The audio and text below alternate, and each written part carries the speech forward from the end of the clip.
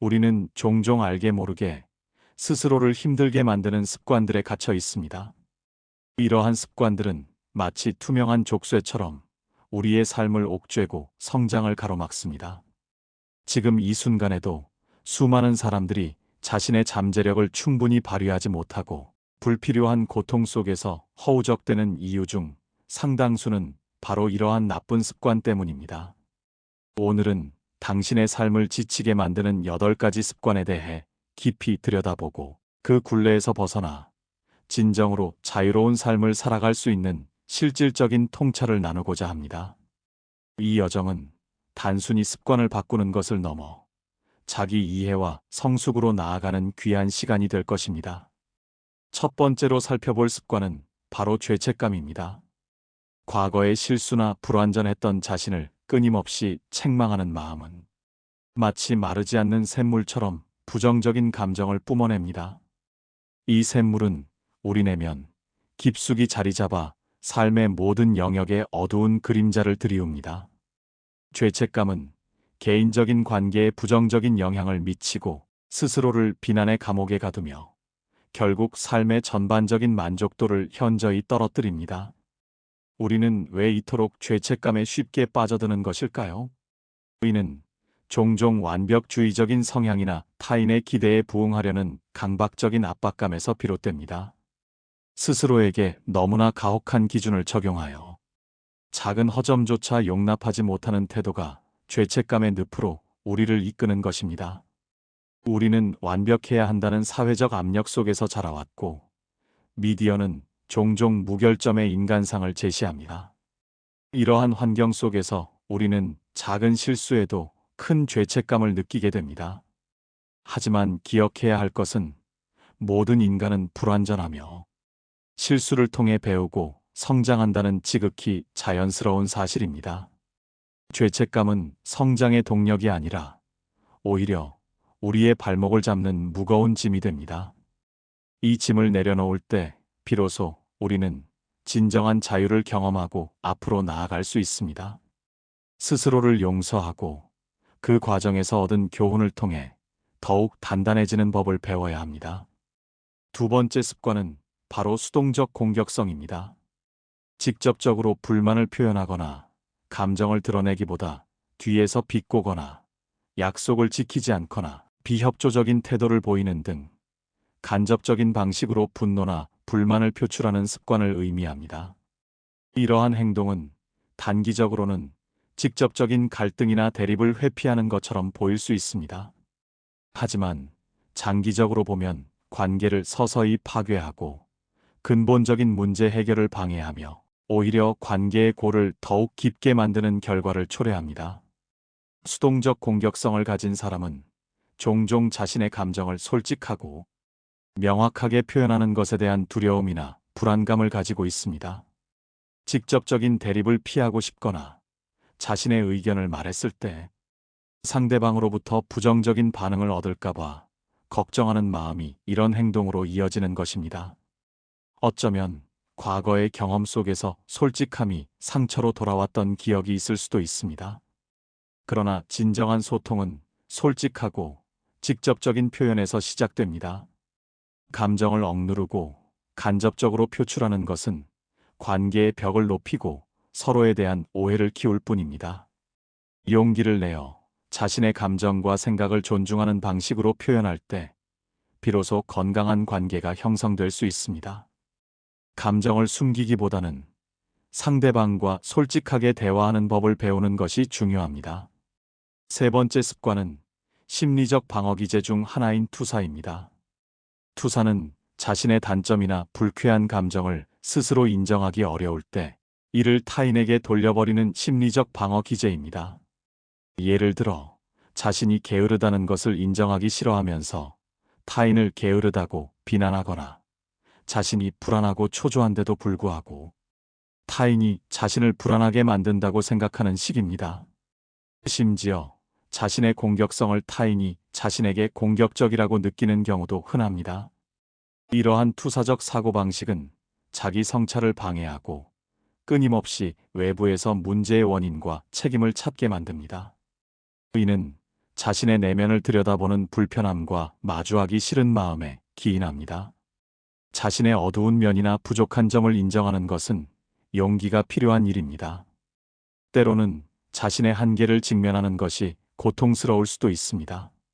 하지만 투사를 멈추고 자신의 감정과 행동을 직면할 때 비로소 진정한 변화가 시작될 수 있습니다. 외부의 거울을 통해 타인의 단점을 비추는 대신 내면의 거울을 통해 솔직한 자신과 대면해야 합니다. 자신의 그림자를 인정하고 포용할 때 우리는 비로소 온전한 자신으로 나아갈 수 있습니다. 네 번째 습관은 열등 콤플렉스입니다. 자신을 타인보다 부족하다고 느끼고 끊임없이 타인과 비교하며 스스로를 깎아내리는 자기 비하적인 습관입니다. 이러한 사고방식은 자신감 부족과 낮은 자존감으로 이어지며 결과적으로 새로운 도전이나 기회를 회피하게 만들고 삶의 폭을 제한합니다. 열등 콤플렉스는 종종 어린 시절의 경험이나 가족 내에서의 비교 혹은 사회적 비교에서 비롯됩니다. 타인과의 끊임없는 경쟁과 평가 속에서 자신을 평가절하하고 스스로의 가치를 외부의 기준에만 맞추려는 경향이 생겨나는 것입니다. 우리는 종종 미디어나 주변 사람들의 성공적인 모습에 압도되어 자신은 아무것도 아닌 것처럼 느끼곤 합니다. 그러나 모든 인간은 고유하며 특별한 가치를 지닙니다. 세상에 당신과 똑같은 사람은 단 한 명도 없으며 당신만이 가진 독특한 재능과 강점이 있습니다. 타인의 잣대에 자신을 억지로 끼워 맞추려 하지 말고 자신만의 빛깔을 인정하고 사랑하는 것이 중요합니다.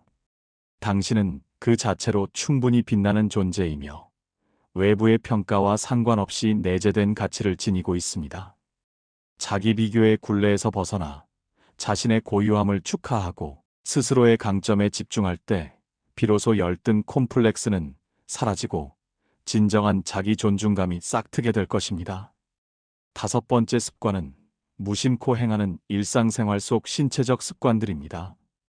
예를 들어 무의식적으로 머리카락을 끊임없이 꼬거나 손톱을 깨무는 행동은 단순히 좋지 않은 버릇을 넘어 신체적인 문제로까지 이어질 수 있습니다. 머리카락을 심하게 꼬는 습관은 두피에 지속적인 손상을 주어 탈모를 유발할 수 있으며 더 나아가서는 발모벽이라는 강박적인 행동으로 발전하여 심각한 스트레스와 외모 고민을 안겨줄 수 있습니다.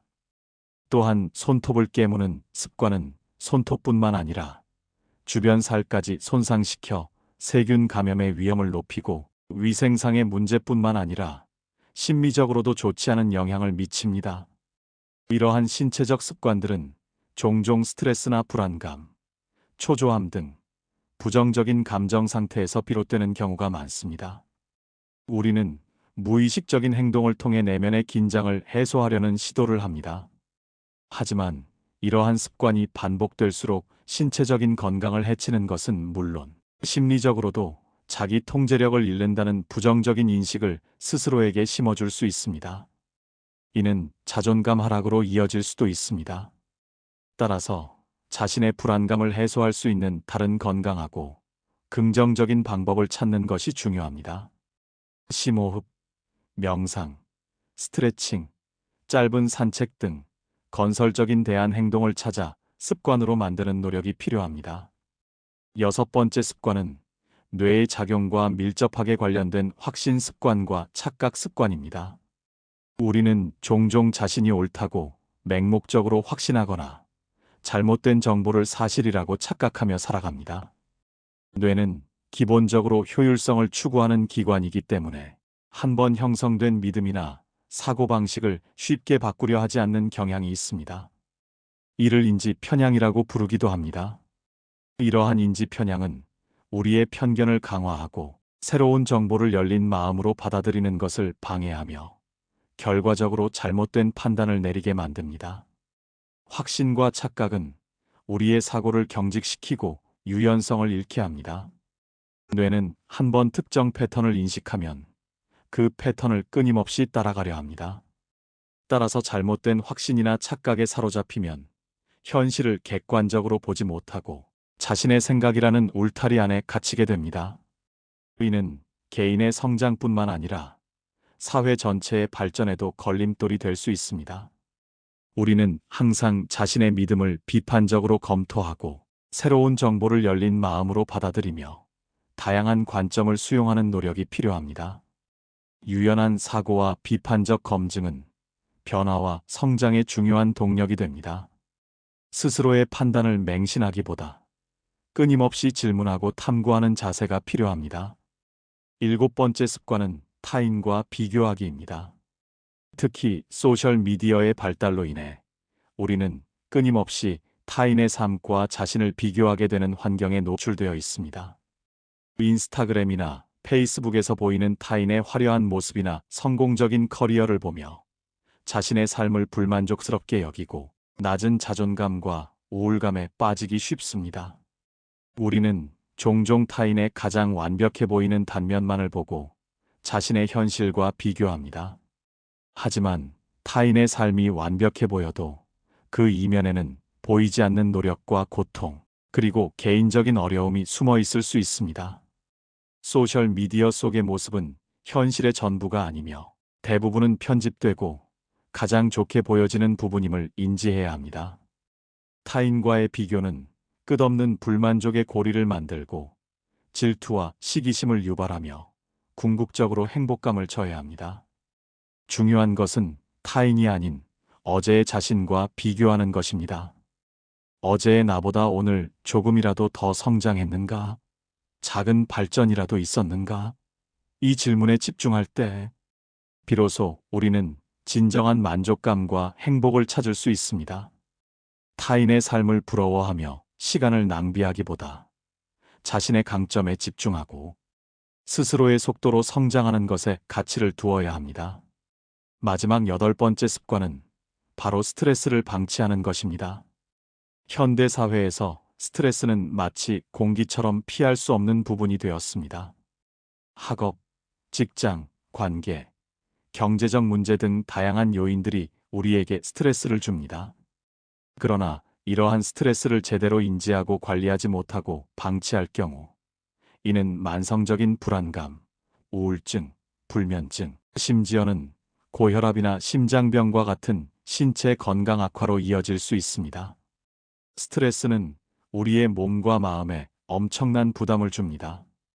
지속적인 스트레스는 수면 부족을 초래하여 집중력과 기억력을 떨어뜨리고 식욕 부진 또는 과식으로 이어져 건강한 식습관을 해치며 면역력 저하로 인해 질병에 취약해지게 만듭니다. 심리적으로도 감정 기복이 심해지고 무기력증, 짜증, 분노 등의 부정적인 감정이 극대화될 수 있습니다. 스트레스를 방치하는 것은 마치 작은 불씨를 큰 화재로 키우는 것과 같습니다. 따라서 스트레스를 인지하고 이를 해소하기 위한 자신만의 건강한 방법을 찾는 것이 중요합니다.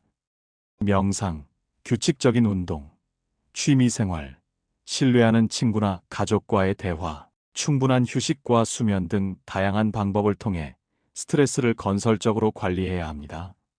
스트레스는 우리 삶의 일부이지만 그것이 우리의 삶을 지배하게 두어서는 안 됩니다. 이러한 8가지 습관들은 우리의 삶을 힘들게 만들고 때로는 우리의 행복을 앗아가기도 합니다. 하지만 절망할 필요는 없습니다. 습관은 하루아침에 바뀌지 않지만 꾸준한 노력과 강한 의지를 통해 충분히 개선될 수 있습니다. 우리의 뇌는 놀라운 가소성을 가지고 있어 반복적인 훈련을 통해 새로운 신경 경로를 형성하고 새로운 습관을 학습할 수 있습니다. 새로운 습관을 형성하는 데는 개인차가 있지만 평균적으로 21일에서 66일 정도가 꾸준한 노력이 필요하다고 알려져 있습니다. 이는 작은 행동부터 시작하여 점진적으로 확장해 나가는 것이 중요하다는 것을 의미합니다. 뇌의 성질을 활용하는 것이 핵심입니다. 뇌는 반복적인 행동을 통해 새로운 신경 경로를 형성하며 이를 통해 긍정적인 습관을 자연스럽게 받아들이고 고착화시킵니다. 습관 개선의 첫걸음은 무엇보다 자신의 행동을 정확히 인지하는 것입니다. 어떤 상황에서 어떤 습관이 나타나는지 파악하고 그 습관이 자신과 주변에 미치는 부정적인 영향을 인식하는 것이 중요합니다. 예를 들어 스트레스를 받을 때 무의식적으로 손톱을 깨무는 습관이 있다면 스트레스 상황을 인지하고 즉시 심호흡을 하거나 스트레스 볼을 쥐는 등 다른 건설적인 활동으로 주의를 돌리는 연습을 할 수 있습니다. 이 과정에서 뇌과학적 접근을 활용하는 것도 효과적입니다. 입력 언어 사고 행동의 단계를 거쳐 새로운 습관을 만들어 나가는 것입니다. 예를 들어 아침에 일어나자마자 물 한 잔을 마시는 건강한 습관을 만들고 싶다면 전날 밤 침대 옆에 물컵을 놓아두는 것입력. 아침에 일어나자마자 나는 오늘 물을 마실 거야라고 되뇌는 것 선어. 이 습관은 내 몸을 건강하게 만들고 활력을 줄 거야라고 긍정적으로 생각하는 것 사고, 그리고 실제로 아침에 일어나 물을 마시는 것 행동이 이러한 과정의 좋은 예시입니다. 행복을 유지하고 증진시키는 긍정적인 습관들을 의도적으로 만드는 것도 중요합니다. 첫째, 웃음은 뇌에서 행복 호르몬인 도파민과 엔도르핀 분비를 촉진하여 우리의 기분을 좋게 만듭니다. 의식적으로 미소를 짓거나 유머를 찾아 웃는 것만으로도 스트레스가 완화되고 긍정적인 에너지를 얻을 수 있습니다. 둘째, 규칙적인 운동은 스트레스와 불안감을 줄이고 우울증을 완화하며 자존감을 높이는 데 큰 도움이 됩니다. 몸을 움직이는 것은 정신 건강에도 지대한 영향을 미칩니다. 셋째, 감사하는 마음을 가지는 것 또한 중요합니다. 삶에서 즐거움을 주는 작은 일들에 주목하고 감사 일기를 쓰거나 주변 사람들에게 감사의 마음을 표현하는 등 긍정적인 감정을 유지하는 연습을 하면 삶의 만족도를 현저히 높일 수 있습니다. 이러한 습관들은 우리의 정신적 면역력을 강화시켜 부정적인 습관의 영향력을 줄이는 데 기여합니다. 습관 개선을 위한 추가적인 팁으로는 다음과 같은 것들이 있습니다.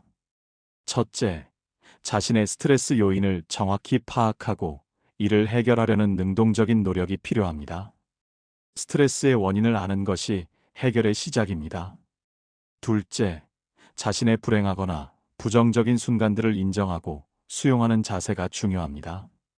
감정을 억누르기보다 정직하게 마주할 때 감정의 노예가 되지 않을 수 있습니다. 셋째, 자신의 생각과 감정을 꾸준히 기록하는 일기 쓰기는 자기 이해를 돕고 감정을 정리하는 데 매우 효과적입니다. 넷째, 충분한 수면은 정신 건강에 필수적입니다. 숙면은 뇌가 회복하고 재충전하는 데 가장 중요한 시간입니다. 마지막으로 건강한 식습관은 정신 건강에 긍정적인 영향을 미칩니다. 균형 잡힌 식단은 우리의 에너지 수준을 유지하고 기분 변화를 완화하는 데 도움을 줍니다.